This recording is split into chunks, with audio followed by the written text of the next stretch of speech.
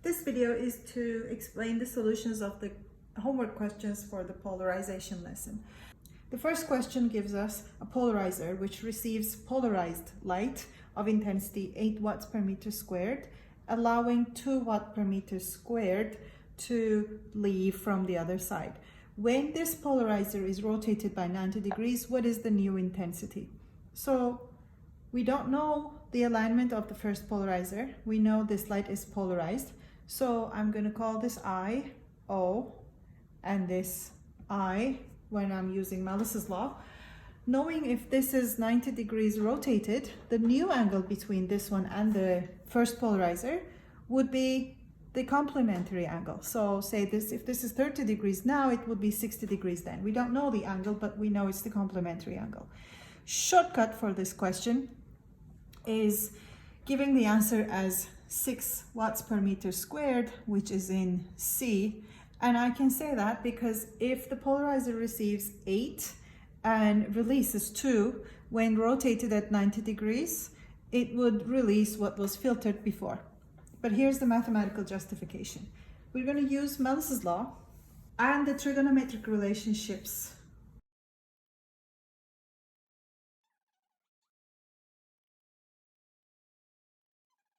I'm going to square both sides of this first one and substitute that in here.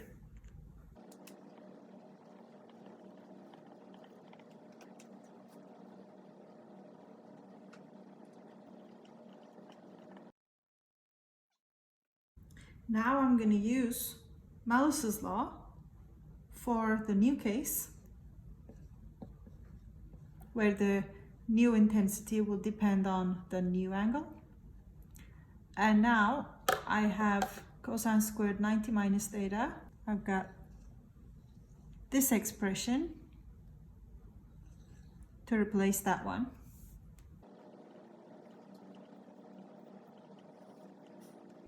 Which becomes that. We know that's an 8. We were given that that was a 2. So answer is 6 watts per meter squared. In question 2, we're given 2 polarizers, an unpolarized light approaching the first one and then passing through the second one. We are told that the 2 identical polarizers have parallel axes, which means the intensity after this passing through the second one will not change. But we know that unpolarized light has IO, and we're asked the ratio I over IO. So unpolarized light intensity drops to half after the first polarizer, which means with a parallel axis, it won't change after the second polarizer. So this is also equal to IO over 2, since we're asked to find the ratio of I over IO, 50%. In question 3, we're given 2 polarizers. Unpolarized light of intensity, IO, is incident on the first one, and the angle between the 2 polarizers is given as 60 degrees. We also know the cosine of 60 as 1/2. We can't use calculators in these questions, so this was given in the question. Now, first thing we have to realize is that intensity of unpolarized light will reduce to half after the first polarizer. So if IO is incident, the intensity after the first polarizer is going to be IO over 2, which is the intensity on the second polarizer, having an angle of 60 degrees with the first one. So substitution into the formula is going to give us I equals IO over 2. Cosine 60 is 1/2, so squared would be 1/4. This gives us the final intensity, 1/8 of the initial unpolarized intensity, which is in D. Question number 4, first part asks us to distinguish between polarized and unpolarized light. You could explain this in words or you could draw a diagram, but make sure that it is labeled. Part B, we want to plot a graph that shows the variation of intensity of light through the analyzer within 0 to 180 degrees between the two polarizers. So using Melisse's law, we know that when the angle is 0, the intensity would be a maximum, and IO is given as the intensity of the polarized light. We don't need to divide this by half. This is the intensity that is incident on the second polarizer. So at 0 degrees, they will be equal.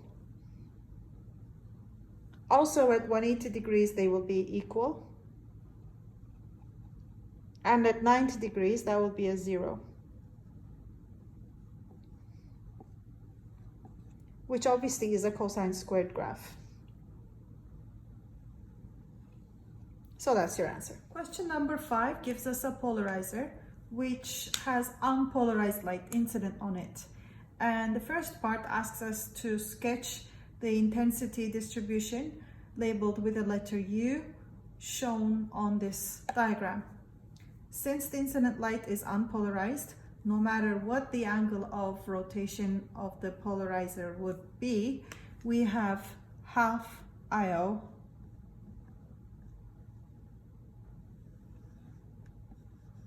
at any angle, so that would be the answer to part A.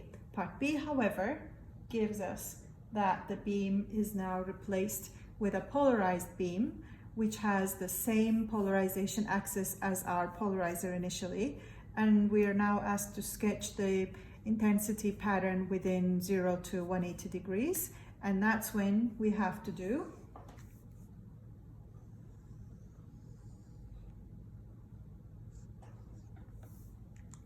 that. Thank you.